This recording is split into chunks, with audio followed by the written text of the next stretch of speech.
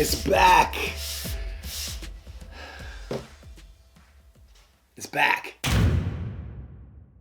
What's up, everybody? Welcome back to Bricanics, and I have a clean studio. I can't believe it.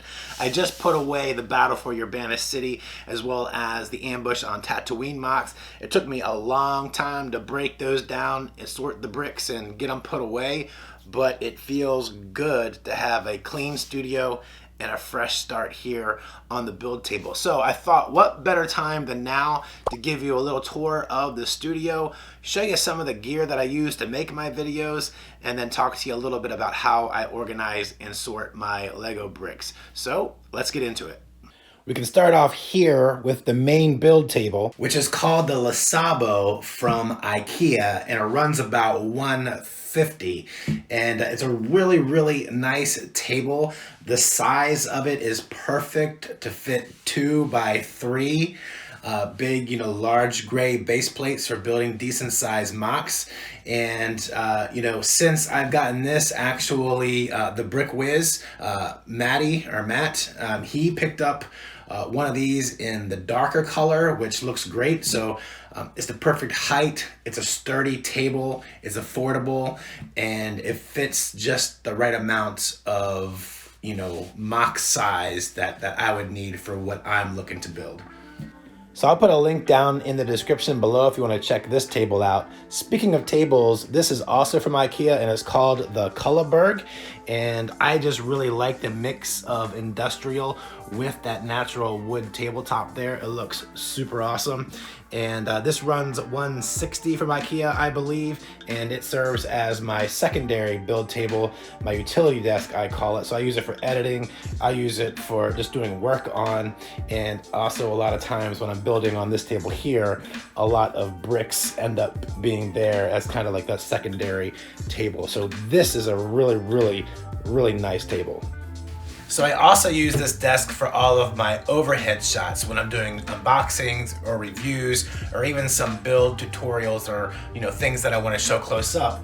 And I'm able to do that using this Rode boom arm, which is typically for like a microphone if you're doing a podcast or something like that. But I've got this Mi Photo clamp on here that I can slide my phone into and tighten it up, and then I can place it wherever I want on the desk to be able to film.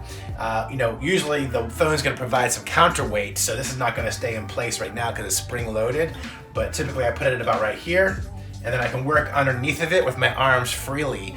The challenge you have with a tripod right here when you're trying to record something is it gets in your way and it's hard to work with. So this makes it for a really nice setup.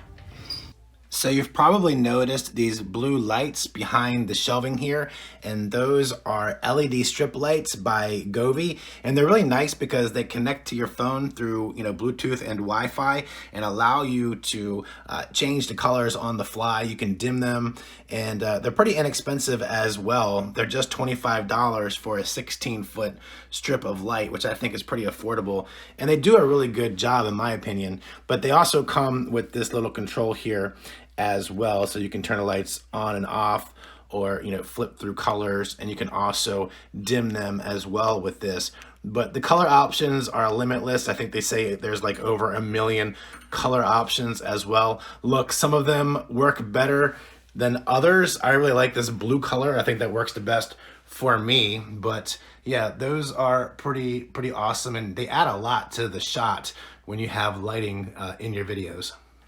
Speaking of shelves, these shelves here are from Target, and I want to say they're about $100. I tried to look them up quickly before I came on to do the video, but I couldn't quite find them. But yeah, they're really nice shelves for the price. I mean, they're not real wood. This is actually like a shrink-wrapped plastic or something like that, but I really like the look of them. They're industrial. They match that industrial look of the desk here. So yeah, all in all, the shelving was nice. Lighting is one of the most important things in your video, and I'm still trying to figure out, or at least master, the lighting for my videos.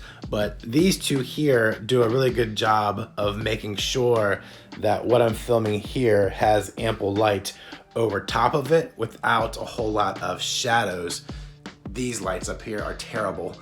But these are by Favatech. Inside of here, there's 5 bulbs, and you can choose how many of those bulbs you want to have on at any given time, which will change the brightness of the light. Personally, I would like to have dimmable lights where I could choose and have a little bit more control over how dim or how bright I want the light to be. But for a price tag of $140 for the pair, you get both of these for $140. I think it's a pretty good deal, and they do a good job. Now this light down here, a ring light, is super important to have even light across your face when you're doing headshots and just talking to the camera. This is by Neewer. It runs about 80, 90 bucks. And yeah, that's a really nice dimmable light, has a nice even light. And it also comes with, this is white here, but there's orange as well if you want to have more of a yellow Kelvin or a different type of light color coming out of it with some different warmth. But yeah, that's a super nice ring light right there. Who wants to talk gear? Tim Allen, Home Improvement? No, no? A fall thing? Not, okay.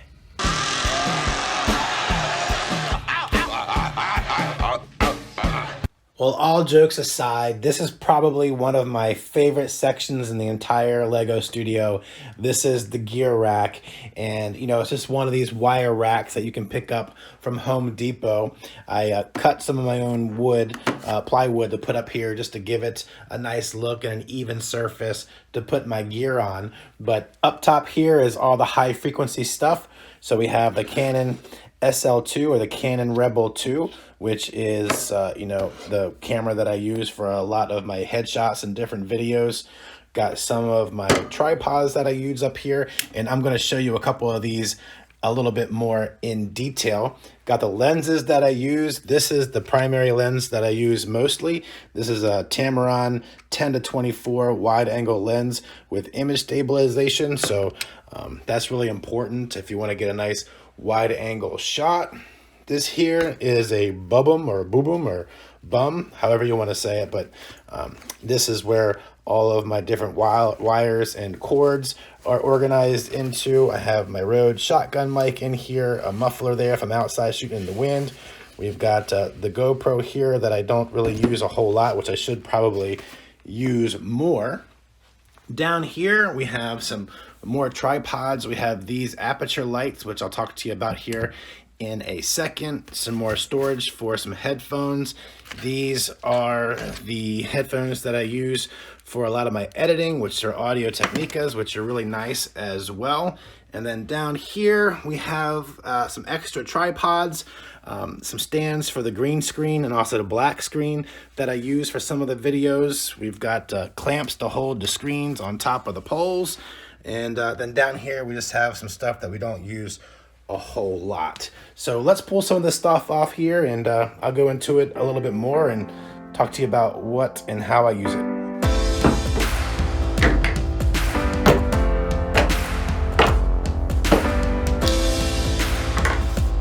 All right, well, let's talk about some of the tools that I use pretty often to make my videos, outside of one of them, which might come as a shock, but I'll get into that here in a moment. But yeah, one of the tools that I use the most is this setup right here outside of, you know, the main camera and the ring light that I talked about before. This is a Ulanzi rig, and it basically houses your cell phone and allows you to get a better grip on the cell phone to be able to maneuver it and be more steady with your shots than you would be without it. And there's some different connections up here if you want to put a microphone or a light up there. I don't particularly do that, but you could. So yeah, this is $20 and it's from Ulanzi, and I find it pretty invaluable when making videos. This here is the Joby GorillaPod. It's $45. There's like a 1K version, a 3K version, and a 5K version, I believe. And that's just the different size of the tripod. But the reason why this is nice is because the legs allow you to wrap around poles and different things like that if you know you want to get a creative shot. But I use it, especially on larger mocks, because you're filming on uneven surfaces, and when you want to get certain shots, you can kind of balance this on different levels or parts of your mock to be able to get the exact shot that you want to get. So this is a pretty common tripod that's used, and I find it pretty handy. This right here is the Aputure MC Amaran RGB LED light, which is an absolute beast of a light right here. It's small and compact, so you can use it in a lot of flexible ways. It puts off a lot of light, and you can change the brightness of it. It's dimmable. You can change the Kelvin, so it can be a bright white or it can be a more warm tone to the light as well. And what's really cool about it is you can change the different colors that you have with it as well. So you can go with, that's a green. I don't know if you can see in the camera there, but you can change the hue of it. So you can go from red to pink to blue to a lot of different colors. I don't know if that's showing up in the camera, but maybe it will more here on the table. Yeah, a little bit better there. You can see the colors on the table. But either way, it's really flexible in the colors that you can choose, which is helpful for minifigure photography or just adding some backlight to your videos. So I absolutely love these, and they come with a nice rubber shell on here, so you get a nice diffused soft light. So this is $90, and I picked this up off of Amazon, which is linked down below if you want to check it out for yourself. So I'll probably put this away before I cut myself, but this is a really nice little pocket knife. It's by Kershaw. I also got this off Amazon. It's $15, and it's a super great build. I'm really happy with it. I wanted something that was a little bit smaller, that would be a little bit more comfortable in my pocket. And this is my everyday carry, and I use it for opening packages, when a pair of scissors isn't readily available.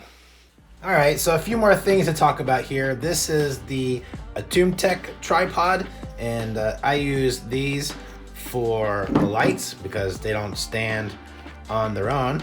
So I just kind of pop it on there, and this works similar to this, where you can bend the legs and give different heights and wrap it around things and just be real flexible with your light. So these are $13, and really nice build and good value for the price there, and they come in really handy, especially when used for lights like this. This cool little guy here is the Manfrotto Pocket, and I use this for my phone.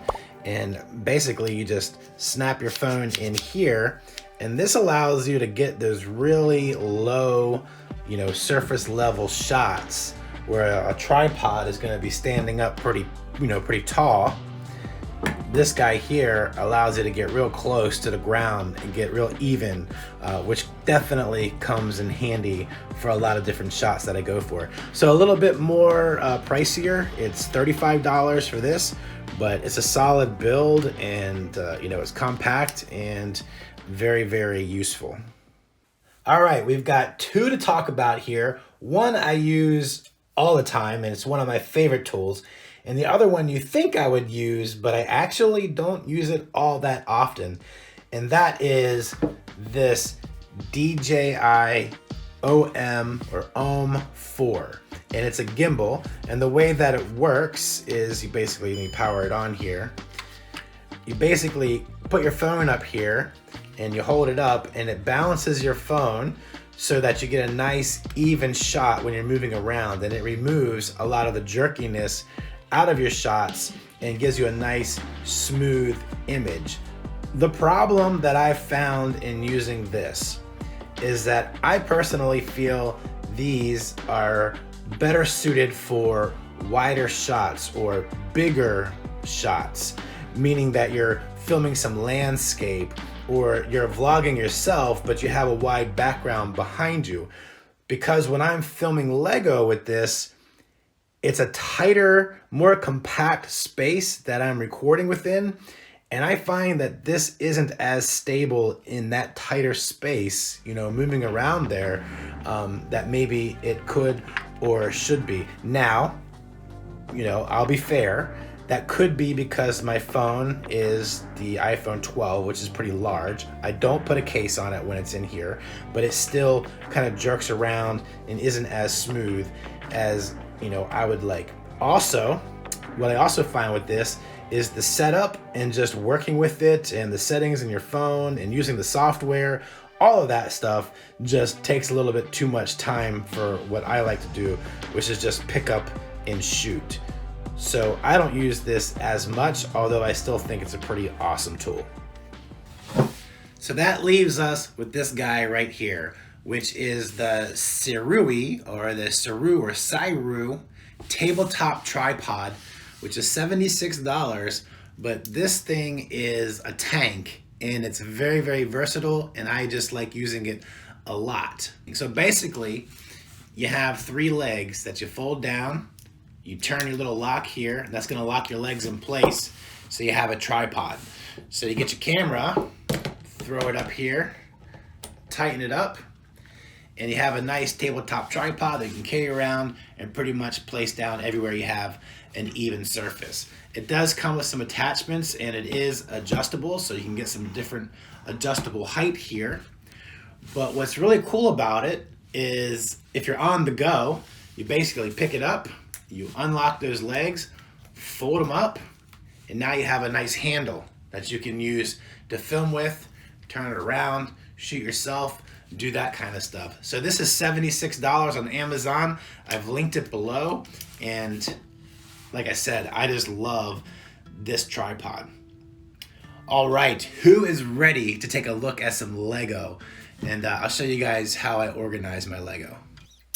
All right, guys, well, here it is. This is my pride and joy. This is the Lego collection that I use to make all the custom creations here on the channel.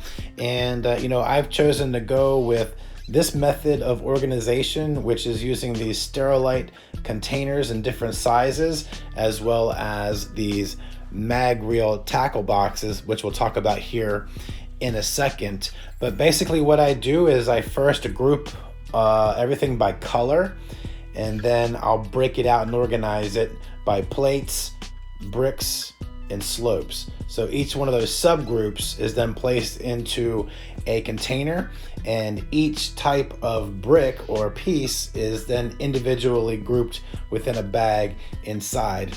And I'll show you that here in a second. But in these big containers, I'll usually put a lot of my different, you know, plates, and I'll just have those lined up across the bottom. And then on top, I'll have bags of you know, my bulk items that I have a whole lot of. So typically that's going to be a lot of my different bricks, like 2x2, 2x4 bricks, 1x4 bricks, you know, whatever it might be. And then I'll also put in here, you know, a big bag of all the different types of wedge plates that I have in the different colors. Now in these smaller ones, I'll have individual bags of the types of bricks. So here we have 2x2x1 slopes. These are the 1x2x1 slopes. So each one will be individually wrapped. Here I have, you know, different plates. So I have my 1x2 plates. These are, I don't even know what size. This is like a mixed bag of plates, but they're like 2x10, 2x12 in there. Here we have a bag of 2x4 plates. In something like this down here, here's an example of the bag of wedge plates that I might have. Here's those bulk bricks I was talking about. Here are 2x4. And then on the bottom, I'll just have plates because they don't need to be as specifically wrapped. Here's 1x2 bricks here. So for me, it's nice to have them grouped that way, because if I'm building with a certain color, I can just grab my tote, pull it out, and work with it. but it does get a bit messy because like over there or just all over the place, even on the floor, everywhere will be just bags and totes spread out everywhere with just bricks. So it gets a little bit messy, but nonetheless, that's, how I work, because I don't have a whole lot of space in this room to have a bunch of Acro Mills, things lining up. And I'm not even sure I would prefer Acro Mills versus this. I kind of like this for myself. All right, let's take a look at a few of these mag reel tackle boxes. All right, so these mag reel tackle boxes, they're $25 for a pack of 3 of them. They're not the least expensive option out there. They're not the most expensive, but I like them because they come with a lot of space, a lot of compartments, and they're clear. And they are also adjustable, so you can take your compartments out and make them wider, whatever size that you need. And something else that I really appreciate with them is that the bottoms are round, so it makes it easy for grabbing small pieces out of them. And the reason why I kind of like using these tackle boxes is something that's kind of in line with what I learned from First Order Lego. And he was doing a room tour as well, and he was talking about how he organizes his Lego and how he keeps some of his pieces, like these smaller pieces, just in a bin that he can sift through. And the reason why he does that is because he wants the pieces to kind of speak to him as far as his creativity, and maybe he comes across a piece that sparks some interest to him and he thinks of a creative way to use it within his MOC, rather than going into it predetermined what piece he wants to use. So I find that being nice as well with these tackle boxes, because you can kind of pull your greebling pieces out, you can kind of look over them and see which piece speaks to you as far as how you might use it within your MOC. But also, if you want to find something in particular, it's easy to do so because you can just look in here and see the pieces pretty easily as far as, what you want to use. So I sort these out by color or, different types of part types. Like in this one here particularly, it's all of my Technic pieces, which I actually need to get more into Technic and how I can utilize those, because they allow you to do some pretty cool things. Or, in this one, I have all of my kind of weird fruit pieces or gemstones or backpacks or different types of things. So yeah, that's pretty much how I organize my Lego in these different totes. So yeah, you walk in through here, you've got your gear rack over here with a pretty cool Star Wars picture.